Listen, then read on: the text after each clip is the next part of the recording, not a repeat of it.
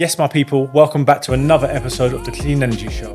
Today I'm with my good friend Kaylee, and we're going to be talking about suicide and how that's affected her life and why she feels so strongly about spreading awareness on suicide. Kaylee, welcome to the Clean Energy Show. Thank you.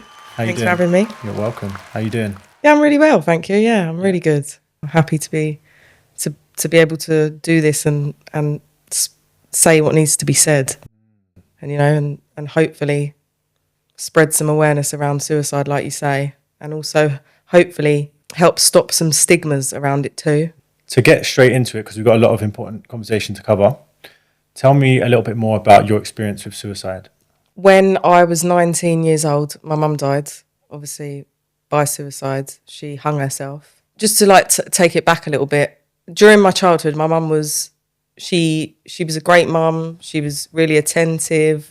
I always felt loved and all of that sort of stuff. And then as my mum lost her brother in a car accident when she was in her teens. So I do believe that is one of the things that she never ever dealt with that didn't help in her becoming addicted to drugs eventually. I don't think that is the sole reason, but I do think that played a part. So my mum was all good up until, I want to say when I was in high school, maybe around 13 years old, she started to take drugs. She started to go out all the time, drinking quite a lot and all of that. She used to do cocaine and whatever else. And then she started hanging around with some people that took crack. Now, I just want to say as well that I don't believe in the blame game. I don't believe that they made her take crack. I don't believe that it's their fault or anything like that. I think, if you're an adult, you do what you want to do. But I do believe that sometimes some people are not good for each other and they're not good together, and they can go down the wrong paths when they're together. Because I think that my mum and this girl were both struggling, so they ended up, on the wrong path. Anyway, so they both was taking crack, and she just got so lost in the end. It was we just lost her, really. And so she was in this place with this girl on this particular night. The girl was in the room with her, and she hung herself while they were both on crack and alcohol. But at the time, she had a broken leg because, like I've said to you before, she made many attempts. Never to hang herself though. She never went that far. She always did things like taking overdoses, slitting her wrists. And this particular time, just before this, she jumped out of a window. So she had a broken leg. So obviously, after she had killed herself, I went to meet the girl just to see because I just couldn't get my head around at the time is how she didn't hear anything. She said she didn't hear anything. So did you say there was somebody else in the room? Yeah. Wow. And it was a safe house that she was in. So it was literally just one room. And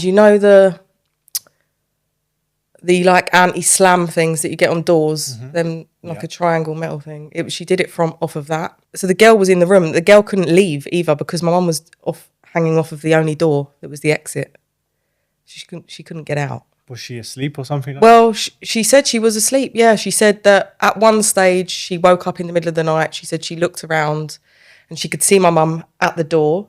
But where my mum was on so many drugs at this point, she was really paranoid. So she said, I saw her standing at the door and I thought, she's looking out the spy hole. She said, so I said to her, Sharon, get in bed because your leg's going to be hurting you in the morning. She said, and then she just went back to sleep. And then when she woke up again, she was still there. And when she got up, she was hanging, yeah. Bearing in mind, she was probably under the influence of drugs as well. Yeah, the pair of them. Just to take it back, did you say they was in a safe house? She was in a safe house because she started dealing drugs as well, cannabis. About 2 weeks or so before she done it, she was in her normal house. She was walking into it and someone robbed her at the front door. She then got moved into a safe house because she didn't want to stay in the house anymore because she felt unsafe. None of us lived with her. I've got myself and two brothers. One of them's young. He was 7 at the time and he was already with my auntie because my mum's behaviour was so chaotic that he wasn't safe to be with her at that point. But she was also on the phone to someone as well. So she had someone in the room and she was on the phone to someone. So there was 2 people that were there. And yeah, it's still still happened. And did the person on the phone know that? Yeah, so it was an ex of hers who is quite techie because so this ex of hers was someone who she wanted to be with at the time, but he didn't want to be with her. And I feel for him because she kept going to him. And like we were saying earlier, I was saying to you earlier about how hard it is living with or loving someone who's in active addiction. It's hard, especially someone who's making multiple attempts all of the time to try and end their life. That's really hard. So she sometimes when she'd like slit her wrist, she'd go, it'd be nighttime, and she'd go to his house and stand outside with blood dripping off of her to like, she was obviously trying to get him to, she wanted his, help, but the thing is, it's hard because I understand from his perspective, it's when someone is trying to get, your attention and is making multiple attempts, like I say, it's, you want to help them, but equally you want to say, just fucking stop, because it is hard. So she had cut her wrists outside of his house and all of that.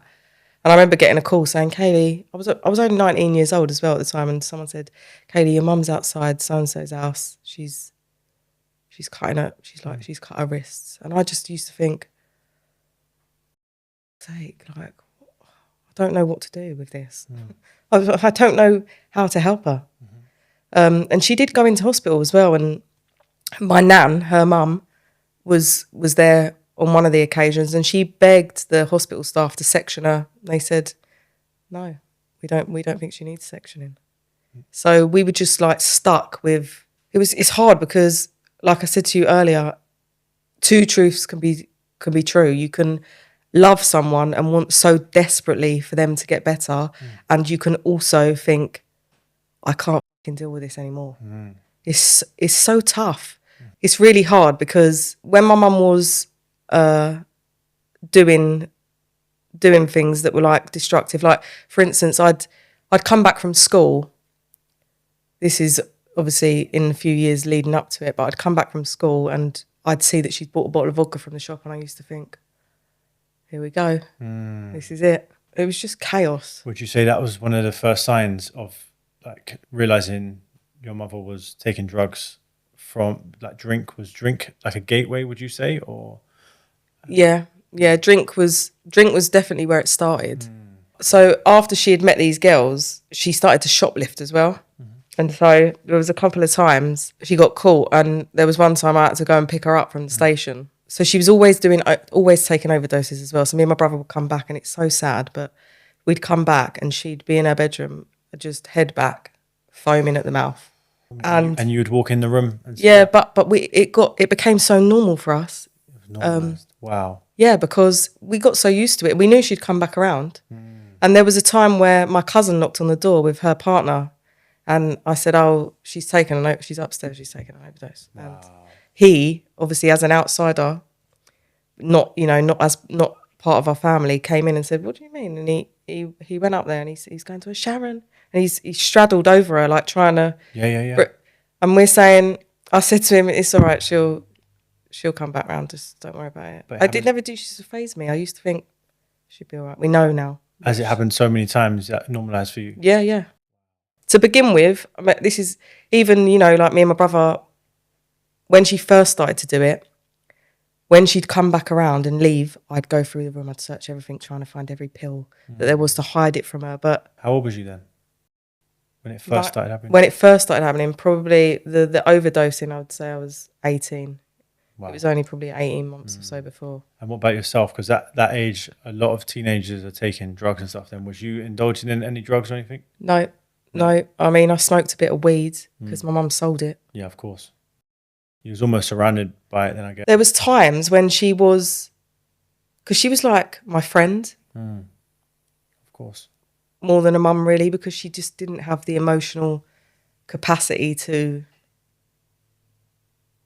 I'd say, care for me as a mum, really, at the end. So she used to come out with me and my girls. Like, we used to go out together. If you don't mind me asking, what about your dad? Was he around? So my mum and dad split up when I was about 7 years old. My dad was always around. It wasn't always consistent though. There'd be times where it was consistent and then it would like die off. But my mum and dad's relationship was, they did not like each other. Okay. So he wasn't in the picture. Not really, no. Shows. I mean, when it first started, no one was in the picture because I didn't used to tell anyone. You must have felt so alone, but not even probably realize it. No, I didn't realise it because if you'd asked me back then if I felt alone, no. Yeah. I was just doing it. Like, this is, okay, because I had a younger brother as well at the time. So I was scared that, but I was so scared that social services would take him and, you know, things like that. So I'm like, I was covering up. Taking him, taking you splitting your relationship Yeah, up from exactly. your mother. And I didn't want to be gone from her, That's, even though she was like that. When she got like quite bad. So during my childhood, I always felt loved. Like I had a motorbike accident when I was 16 and I paralysed my left arm. And my mum was the first person at that hospital and she slept in a chair next to me for 5 solid days. Like she was always there. Like it didn't matter what it was, she would show up. So I felt loved, right, in that way. But she never ever showed physical affection or said, I love you. a lot of people will be able to relate to that. Yeah. Especially the generation as well. That generation onwards, there wasn't as much encouragement to be expressing your feelings like we do now. Yeah. So you was obviously the curse breaker and the mold changer in that situation, because you know a lot of adults and our parents and stuff, I do struggle with that now though. You know, a lot of people do struggle with that because they wasn't shown it as well. Yeah. So if you look at, I mean, I've been in a similar situation as well, but if you look deeper down the line, then it's like, okay, they wasn't shown love, so how are they going to know how to show love? So I do agree with that. when you say you struggle with that now, do you mean in terms of a mother like showing love? Yeah, I mean, no. So not so much now, but with my eldest, who's 13, I think I definitely passed on some generational trauma that I was unaware I was carrying. Wow. I had no idea really until I started to become educated on this stuff, that I was just doing what I knew. Like when my mum was quite ill in the end and I knew she was taking crack, I really, and I knew she was going to kill herself, I really wanted to say to her, like, please don't do it. Like, I love you. It's making me emotional even saying that, but I couldn't say it to her. At one stage, I got my friend at the time and I said, can you talk to my mum and just say that we love her and we don't want her to do this? Because I couldn't do it myself. I definitely struggled with that, like majorly, even to the point when after she had died, I went to see her in the chapel of rest 2 weeks later, the day before the funeral. And luckily her cousin came in behind me to see her at the same time, but that wasn't planned. I didn't know that was happening. If she hadn't have been there, I would never have been able to go in the room because I was terrified. Even when she was laying in the coffin, I couldn't say it. She couldn't even hear me, and I still couldn't say it. And actually, ironically, I think now that because that's something I struggle with, it's actually like one of my love languages, because I didn't receive it. I feel like now, like words of affirmation is something that I need now because of that.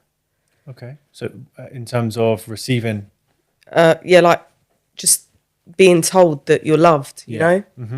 I think you should be very proud of yourself that you've realized where it was going wrong. Yeah. And you've got the awareness now, and you haven't passed it down any further, and you are implementing it into your family now. Yeah. So you should be very proud of yourself. Yeah, thank you. I am. Yeah. When I lost my mum, because I think when you lose someone to suicide, it can be sometimes a more complicated grief, because as opposed to when somebody dies from illness or, you know, other things like that, when it's suicide, there's feelings of like abandonment and rejection, because you think all sorts of things, but you think things like, well, hold on, if If you loved me that much, you wouldn't have gone. You wouldn't have done it. And you wouldn't have left me. Yeah. Why did you leave me? You know? I guess a lot of people that go through this situation feel that there's always going to be the up and down emotions, the ones where you miss them so much and you just wish they were there. Then the I don't know if resentment's the right word, but I think some people do feel that. I didn't. But of why? How could you leave me? You brought me into this world and then you left me. That must be a very strong feeling. I think my brother struggled a little bit like that. See, I'd never felt angry towards her. I immediately, because I'm a huge empath, I just immediately thought she must have been in a real bad way to go. But there is a lot of feelings of confusion where you think, because at one stage I thought, was this an accident? Did she mean to do this? This is what I kept telling myself, because when she was on the phone to the guy that she was on the phone to, she said, she was saying, she was standing on a Hoover and she kept saying, I'm going to jump off this Hoover. Wow. And in the end, he said, go on then. And she did. No way. And she was so stubborn and sometimes I think, I'd love to know if she did that because he said that and thought, you know what, fuck you, I am going to jump off it now. Just to prove a point? I don't know. Yeah, of course. She rang me the day before and she was talking to me on the phone and she was waffling on. And, I was 19 years old and I just said to her, Mum, I've got to go. Just ring me back whenever. There's a lot of, drugs involved, wrong decisions. Yeah. So for you to feel like, could you have done something more? Yeah. Because I'm sure that's a feeling that a lot of people in that situation 100%. Did you feel like that? Yeah. I used to think, what if I'd have gone there that night? Then I could have stopped this. But the reality is I would have never stopped anything. She would have done it when she wanted to do it. She would have found a way if she wanted to do it, which she clearly did. I think sometimes when I think things like, did she mean to? I think that's my brain trying to protect me from, she didn't really want to go. But actually, one thing that I've realised is that if people don't want to help themselves, you can support someone. But if you try and support someone without boundaries, there's a fine line between empathy and enabling. If you can empathise with someone, but empathy without boundaries can become enabling. And then in theory, what you're doing is you're actually keeping that person stuck because they need, then they're getting away with, not getting away with, that's probably not the right term, but then they're getting away with just, indulging. Yeah. And they know that you'll always be there. And you'll still be there. Yeah. If there was somebody now who had someone they love and they were struggling to do anything in terms of like helping them or even speak to them about, you've clearly got an addiction and it's being detrimental to their relationship or household, what sort of advice would you give? The one thing I would say is, first of all, I'd want to say that I totally can empathise with how hard it is. It's really easy to sit here and say, you know what, you need to love them and you need to have boundaries. So you need to say, you know what, I want to support you,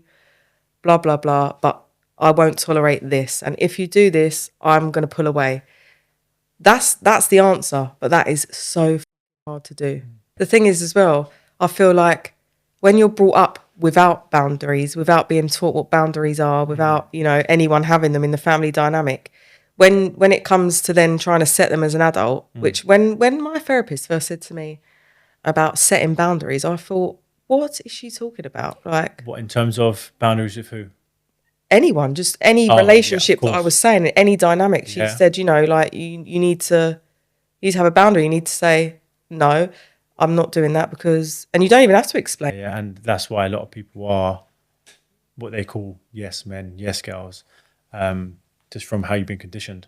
People pleasers. Yeah, people pleasers. Yeah. That's me, a self-professed. Do you feel like you're a people pleaser now? No, I'm definitely recovering from it. Wow, well done. I do still have times where I think, right, I don't want to do this, and now I need to say, no, I don't want to do this. A lot of people who can see that they're people pleasers themselves, what piece of advice would you give to someone who can recognize they're a people pleaser but just don't know how to overcome that? Because I think with people pleasers, what the underlying thought is that if I say no, they're not going to like me. Or if I say no, they're going to think I'm whatever. Actually, people respect you more when you say, do you know what? Actually, I'm not really comfortable with that. Thank you very much for the offer, but no thanks. Tell you what, as well, you got a lot more time for yourself as well. Yeah, exactly that. Yeah. Yeah. And you soon find out who, who's real and who's not as well a lot of the time. That's a massive point. Not that you give to receive, but it's very interesting when you do stop to notice who comes to you and who says, "Oh, do you need anything?" and like who's there for you. We're both in similar paths where we love to help people, and the journey we're going on, I guess you could say, inspiring people to live a better, healthier lifestyle. Yeah. Would you say that what we're doing, there is a sense of people pleasing? Yeah. I don't think it ever goes. Wow. I do, because we're dedicating all of our time. And like, you said, what's the purpose here? The purpose is I want to help everyone else. Oh my, Kaylee. And do you know what? It kind of just clicked as you said it to me. I've never thought of it like that before, but like we put so much time into what we're doing for the people. And you always, like, I do get times I sit here on my own. I think, what's going on? Why am I doing all this? Like, why am I really doing all this? Yeah. And my answer always says, because I want to help the people. I want to help as many people as possible. I'm sure you're the same. Yeah. But it's just interesting when you're talking about the people pleasing and stuff. I'm just thinking, is there still an inkling of that you just want people to say, I don't even know, what is it? Yeah. It's I don't think that ever goes, I'll be honest. I feel like there'll always be a little bit of that in there. So I've been through so many traumas, like, I said I lost my arm at 16, I lost my mum, I lost the baby to stillbirth. And I've got every excuse to just be down in the dumps, make nothing of myself and be sad. But actually I don't want to do that. I don't want to live sad. I want to use this pain that I've got and create a purpose and help others. Yes, back to the sole purpose. Turning pain into purpose, though. That's a beautiful saying, and you definitely do that very well. Yeah, thank you. A lot of people can learn from that way of living as well, and from yourself and how you do turn that round, because you've been through so much. So I was saying that the language that we use, we need to be mindful of the language and the stigmas that the language carries. And so what I was saying was, I read something a little while back, only a couple of years ago, and it said we shouldn't use the term commit suicide because the word commit implies like that you're doing something wrong, like, like as if you commit a crime. And I always used that term up until then. So as someone who's lost somebody to suicide, I thought, oh, I use that, and I should know this. And then when I looked into it, I discovered that actually that term comes from back in the days. So in 1961, the Suicide Act came out. Prior to that Suicide Act, if you attempted suicide, and you didn't die, you would be prosecuted and imprisoned, and your family would also be prosecuted too. And if you did die, your family would be stripped of all of their belongings, and you would be given a midnight burial, which is where they take you just down this old road. They throw you in a pit. They put a wooden stake through your stomach to pin you in place, and that because it was a crime. Was that here? What year? In England. What year? Before 1961. 1961. It was a crime. You were not even allowed to commit suicide. It was a crime. You're saying that our grandparents would have witnessed that? Yeah. Well, wow. Yeah. Wow. Which is where the term commit suicide, because you wasn't allowed to do it. It was illegal. So you say died by suicide. What do you think we could do now that would support that individual going through it? Do you feel like we've got the support we need compared to back then as well? Because it was a long time ago. How many years ago now? 17. 17. So that's, we've come a long way in terms of Yeah. a lot of things, in terms of like, especially in the mental health side of things as well over the last 10 years. Do you feel like we've got what we need now for people? I mean, people are still committing suicide. The rates are higher than ever. And if not, what do you feel like we could do to really help get the numbers down? I don't think we have got what we need yet. I don't think we've got the resources for a start. The mental health crisis is huge, and there's just not enough professionals to help. But I do think, because I think a lot of addiction stems from being unable to feel your emotions. I feel like a lot of the time when someone is struggling with any emotion, if they struggle to know how to sit with it and feel it, they reach for whatever it may be.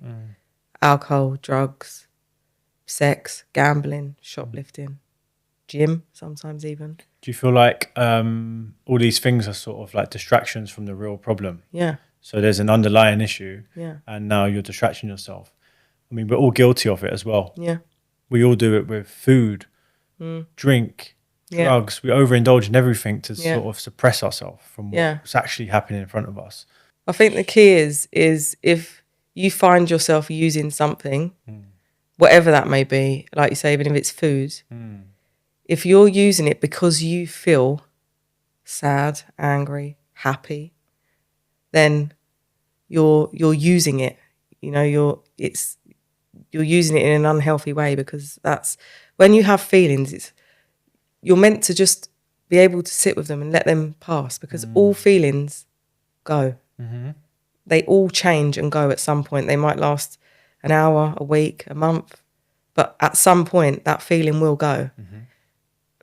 And you have to learn to sit with it, and that's really hard, but I actually can do that now without reaching for anything at all. Yes.